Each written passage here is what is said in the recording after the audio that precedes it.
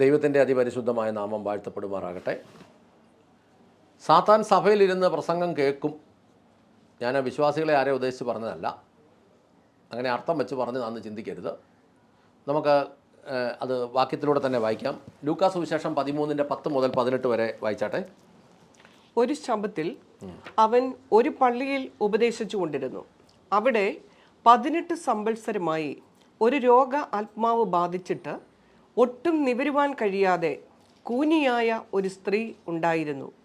യേശു അവളെ കണ്ട് അടുക്ക വിളിച്ച്, സ്ത്രീയെ, നിന്റെ രോഗബന്ധനം അഴിഞ്ഞിരിക്കുന്നു എന്ന് പറഞ്ഞ് അവളുടെ മേൽ കൈവച്ചു. അവൾ ക്ഷണത്തിൽ നിവർന്ന് ദൈവത്തെ മഹത്വപ്പെടുത്തി.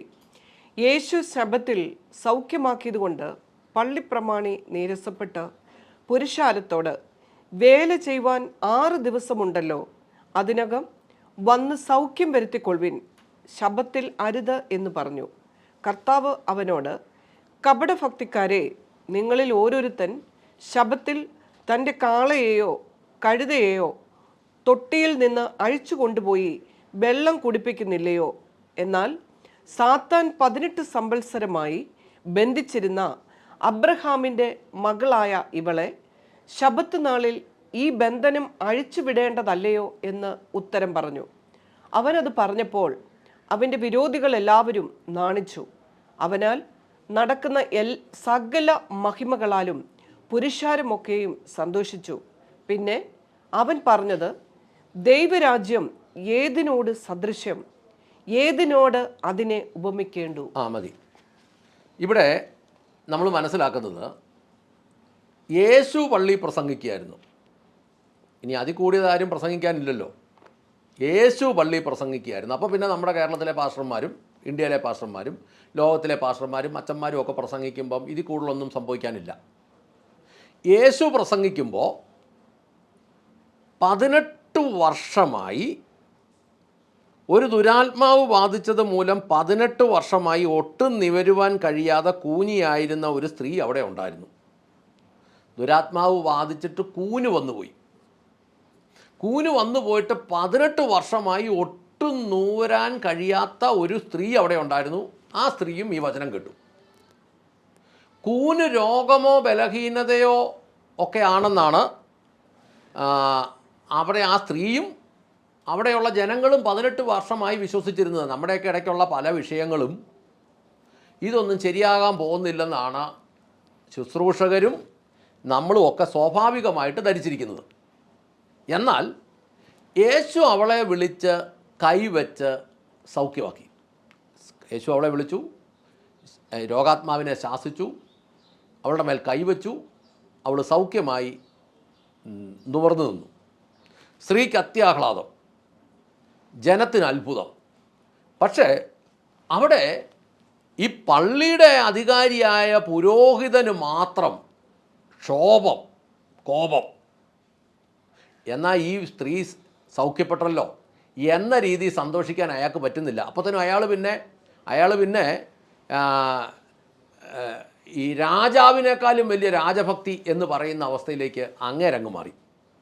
ഉടനെ അവിടെ നമ്മൾ എഴുതിയേക്കുന്നത് 14-ാമത്തെ വാക്യം പറയുന്നത്, യേശു സൗഖ്യമാക്കിയത് സബത്തിലായിരുന്നത് കൊണ്ട് പള്ളിയിലെ അധികാരി കോപം നിറഞ്ഞ ജനങ്ങളോട്, വേലയ്ക്ക് 6 ദിവസം ഉണ്ടല്ലോ, ആ ദിവസങ്ങളിൽ വന്ന് സൗഖ്യമാക്കിക്കൊള്ളണം, സബത്തിൽ പാടില്ല.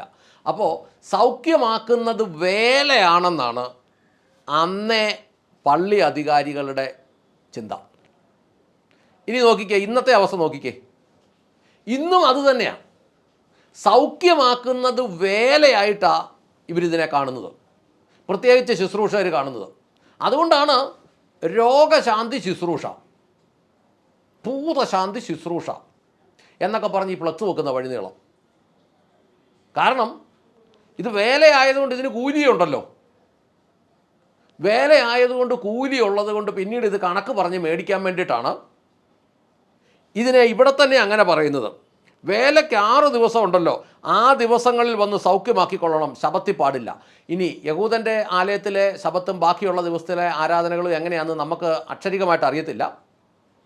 നമ്മുടെ കേരളത്തിലെയൊക്കെ രീതി അനുസരിച്ചാണെങ്കിൽ സാധാരണഗതി വെള്ളിയാഴ്ച ഞായറാഴ്ച ജനം പള്ളി വരാറുള്ളൂ. പെന്തക്കോസ് ലോകം വെള്ളിയാഴ്ച പകല് കുറച്ച് പെണ്ണുങ്ങൾ മാത്രം ഉപവാസ പ്രാർത്ഥന എന്നും പറഞ്ഞ് വന്നൊരു മൂലയിലൊരു നാടിയിട്ട് പോവും. ഞായറാഴ്ച എല്ലാവരും വരും. അപ്പോൾ 100 പേരാ വരുന്നെങ്കിൽ ഒരു 75 സ്ത്രീകളും ഒരു 25 പുരുഷന്മാരും കഷ്ടി വരും. അപ്പം ബാക്കി ദിവസം ഈ ആലയം ചുമ്മാ അടച്ചിട്ടിരിക്കുക. അപ്പോൾ ആ ഒരു വ്യവസ്ഥയിലാണ് ചിന്തിക്കുന്നെങ്കിൽ അധികാരി പറഞ്ഞു തന്നെ 6 ദിവസം ഇതിവിടെ അടഞ്ഞു കിടക്കുമ്പോൾ മേണേ വന്ന് സൗഖ്യമാക്കിക്കോണം. അവൻ്റെ മനസ്സിലിരിപ്പ് നോക്കിക്കേ. എന്ന് പറഞ്ഞാൽ പണിക്ക് പോകുന്ന 6 ദിവസം വേല ചെയ്തോണം എന്ന് പറയുന്ന ആ നിയമം എടുത്തു വെച്ചിട്ടാണ് ഇവിടെ പറയുന്നത്. അപ്പോൾ യേശു പ്രസംഗിക്കുന്ന സഭയിൽ ഇരുന്നിത് കേട്ടെങ്കിൽ, ഈ പള്ളിപ്രമാണി പ്രസംഗിച്ചുകൊണ്ടിരുന്നപ്പോൾ നേരത്തെ 18 വർഷമായിട്ടും അവിടെ ഇരുന്ന് കേട്ടോണ്ടിരുന്ന ഈ സാധനം ഏതാ? ഈ പെൺകുട്ടിയുടെ മേൽ അല്ലെ സ്ത്രീയുടെ മേൽ 18 വർഷമായി ഒട്ടും നൂരാൻ കഴിയാതെ കൂനിയായി നിന്ന കൂനിയാക്കി കളഞ്ഞ ആ ആത്മാവ്. ഇന്നും അതുതന്നെയാണ് പ്രശ്നം. കേരളത്തിലെയൊക്കെ ഒരുമാതിരിപ്പെട്ട സഭകളിലൊക്കെ ജനങ്ങളെല്ലാം കൂന് പിടിച്ചോരാ. സാമ്പത്തിക കൂന്, രോഗത്തിൻ്റെ കൂന്, ജീവിത തടസ്സങ്ങളുടെ കൂന്, വിദ്യാഭ്യാസ തടസ്സങ്ങളുടെ കൂന് എന്ന് പറഞ്ഞു കഴിഞ്ഞാൽ ഇപ്പോൾ കേരളത്തിലെടുത്ത് നോക്കിയാൽ ഏറ്റവും വലിയ ദാരിദ്ര്യക്കാരുള്ളത് പെന്തക്കോസിലാണ്. അത് മുഴുവൻ കൂനാണ്. ഈ രാജാവ് എല്ലാ ഞായറാഴ്ചയും പ്രസംഗിച്ചുകൊണ്ടിരിക്കുക. യേശുവിനെ അല്ല ഉദ്ദേശിച്ച കേട്ടോ, ഈ സഭയുടെ ശുശ്രൂഷകനെ.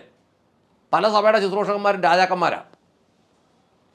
അപ്പോൾ ഇത് യേശു പ്രസംഗിച്ചപ്പോൾ സാത്താൻ അവിടെ ഇരുന്ന് പ്രസംഗം കേട്ടെങ്കിൽ യേശുവിന് കീഴിലുള്ളവരാരും പ്രസംഗിച്ചാലും സാത്താൻ അവിടെ ഇരുന്ന് പ്രസംഗം കേൾക്കും. ഒരു മാറ്റവും വേണ്ട. നിങ്ങൾ സ്നാനപ്പെട്ടവരും ദൈവസഭയോട് ചേർക്കപ്പെട്ടവരുമാണെങ്കിൽ നിങ്ങളിൽ ഒരടയാളം ദൈവം അന്വേഷിക്കുന്നു. ഒരു വാക്യം വായിക്കാം, മർക്കോസ് 16:17. വിശ്വസിക്കുകയും സ്നാനമേൽക്കുകയും ചെയ്യുന്നവൻ രക്ഷിക്കപ്പെടും, വിശ്വസിക്കാത്തവൻ ശിക്ഷാവിധിയിൽ അകപ്പെടും. വിശ്വസിക്കുന്നവരാൽ ഈ അടയാളങ്ങൾ നടക്കും. എൻ്റെ നാമത്തിൽ അവർ ഭൂതങ്ങളെ പുറത്താക്കും, പുതുഭാഷകളിൽ സംസാരിക്കും. അതായത് വിശ്വസിക്കുകയും സ്നാനമേൽക്കുകയും ചെയ്യുന്നവൻ രക്ഷിക്കപ്പെടും. അങ്ങനെയുള്ളവരാണല്ലോ ഈ സഭകളിൽ ഇരിക്കുന്നത്. വിശ്വസിക്കാത്തവൻ ശിക്ഷാവധിയിൽ അകപ്പെടും. നമ്മുടെ ഒരു ധാരണ അതെല്ലാം വെളിയിലുള്ളവരാണ്. ഇനി വിശ്വസിക്കുന്നവൻ ആരാണെന്ന് ബൈബിൾ പറയുന്നു. വിശ്വസിക്കുന്നവരാൽ ഈ അടയാളങ്ങൾ നടക്കും, എൻ്റെ നാമത്തിൽ അവർ ഭൂതങ്ങളെ പുറത്താക്കും. പക്ഷേ പെന്തക്കോസ് കോളം ഇത് ധരിച്ചു വച്ചിരിക്കുന്നത് എൻ്റെ നാമത്തിൽ അവർ ഭൂതങ്ങളെ ചുമക്കും എന്നുള്ള. ഒന്നുകൂടെ പറയാം, കർത്താവ് പറഞ്ഞു വിശ്വസിക്കുന്നവരാൽ ഈ അടയാളങ്ങൾ നടക്കും, എൻ്റെ നാമത്തിൽ അവർ ഭൂതങ്ങളെ പുറത്താക്കും. പെന്തക്കോസ് കോളം ധരിച്ചു വച്ചിരിക്കുന്നത് അവർ എൻ്റെ നാമത്തിൽ ഭൂതങ്ങളെ ചുമക്കുമെന്നാണ്. കാരണം ഇന്നത്തെ അവസ്ഥ അതാ. അപ്പോൾ പുതിയ ഭാഷകളിൽ സംസാരിക്കും. എൻ്റെ ദൈവമേ, തെറിയൊന്നും അല്ലത്. പരിശുദ്ധാത്മാവ് കൊടുക്കുന്ന പുതിയ ഭാഷകളിൽ സംസാരിക്കും. അതായത് പാസ്റ്റർമാർ പറഞ്ഞിട്ട് സ്നാനപ്പെട്ടാൽ പോരാ, അതിനെ ദൈവരാജ്യം അംഗീകരിക്കുന്നില്ല. വിശ്വസിച്ച് സ്നാനപ്പെട്ടതാണെങ്കിൽ നീ യേശുവിൻ്റെ നാമത്തിൽ പിശാചുക്കളെ ഓടിക്കും. എവിടെ കണ്ടിട്ട് ഓടിക്കും? ഇതിപ്പോൾ എങ്ങനെയാണ് കാണുന്നത്? ആകെ മൊത്തം പിശാചെന്ന് പറഞ്ഞ ഒരു അറിവെന്ന് പറഞ്ഞു കഴിഞ്ഞാൽ ഈ വെള്ളസാരി ഉടുത്ത മുടി അഴിച്ചിട്ട് ടി വിക്കകത്തും സിനിമയ്ക്കകത്തും ഒക്കെ കാണുന്ന അലർന്ന ചിരിക്കുന്ന സാധനമാണ് പല്ല് വരച്ച് വെച്ചേക്കുന്നത്. സെമിത്തേരി കണ്ടിട്ട് ഓടിക്കാൻ പറ്റുമോ? വിജനതയെ കണ്ടിട്ട് ഓടിക്കാൻ പറ്റുമോ? പഴയ ഇടിഞ്ഞു പൊളിഞ്ഞ കോട്ടകളിൽ കണ്ടിട്ട് ഓടിക്കാൻ പറ്റുമോ? ഒന്നും പറ്റിയല്ല. നീ ഇത് തിരിച്ചറിയുന്നില്ലെങ്കിൽ അവൻ്റെ വഞ്ചനയിൽ പെട്ടുപോകും. ഒരു വാക്യം കൂടെ വായിച്ചേ, മത്തായി 12:43, 44, 45. അശുദ്ധാത്മാവ് ഒരു മനുഷ്യനെ വിട്ട് പുറപ്പെട്ട ശേഷം നീരില്ലാത്ത സ്ഥലങ്ങളിൽ കൂടി തണുപ്പ് അന്വേഷിച്ചുകൊണ്ട് സഞ്ചരിക്കുന്നു, കണ്ടെത്തുന്നില്ല താനും. ഞാൻ പുറപ്പെട്ടു പോന്ന എൻ്റെ വീട്ടിലേക്ക് മടങ്ങിച്ചെല്ലും എന്ന് അവൻ പറയുന്നു. ഉടനെ വന്ന് അത് ഒഴിഞ്ഞതും അടിച്ചുമാരി അലങ്കരിച്ചതുമായി കാണുന്നു. പിന്നെ അവൻ പുറപ്പെട്ട് തന്നിലും ദുഷ്ടതയേറിയ വേറെ 7 ആത്മാക്കളെ കൂട്ടിക്കൊണ്ടുവരുന്നു. അവരും അവിടെ കയറി പാർക്കുന്നു. ആ മനുഷ്യന്റെ പിന്നത്തെ സ്ഥിതി മുൻപിലത്തേതിലും വല്ലാതെയാകും. ഈ ദുഷ്ടതലമുറയ്ക്കും അങ്ങനെ ഭവിക്കും. അതായത് രക്ഷിക്കപ്പെട്ട സമയത്ത്, വിശ്വസിച്ച സമയത്ത് ഈ സ്നാനത്തിന് മുമ്പ് ഇറങ്ങിപ്പോയ കുറേ സാധനങ്ങളുണ്ട്. അതിങ്ങനെ പരിശുദ്ധാത്മാവ് നമ്മുടെ ഉള്ളിൽ പ്രവർത്തിക്കാൻ തുടങ്ങിക്കഴിഞ്ഞപ്പോൾ തന്നെ ഈ ഇറങ്ങിപ്പോയ സാധനങ്ങൾ ലോകം മുഴുവൻ കറങ്ങി.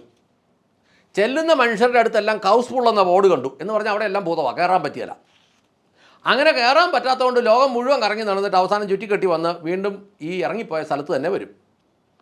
അങ്ങനെ വന്ന് നോക്കുമ്പോൾ സ്വന്തം ഭവനം നല്ല വൃത്തിയായിട്ട് തൂത്തുവാരി ഇട്ടിരിക്കുന്നു, അടിച്ച് വാരി തുടച്ച് നല്ല കണ്ടീഷനാക്കി ഇട്ടിരിക്കുന്നു. പുള്ളി നോക്കുമ്പോൾ സ്വല്പ സ്തുതിയും സ്തോത്രവും ഇടയ്ക്കിടയ്ക്ക് ഒരു ഹല്ലേലൂയയും ഒരു പ്രൈസ് ലോഡും ഒക്കെ ആയിട്ട് ഇങ്ങനെ ഒരു ചെറിയ പരിപാടിയിൽ ഇങ്ങനെ നിൽക്കുക. അപ്പോൾ ഈ പുള്ളിക്ക് തിരിച്ച് കയറാൻ മേലാഞ്ഞിട്ട് ഇങ്ങനെ എന്നാ കാണിക്കുന്നറിയാമോ?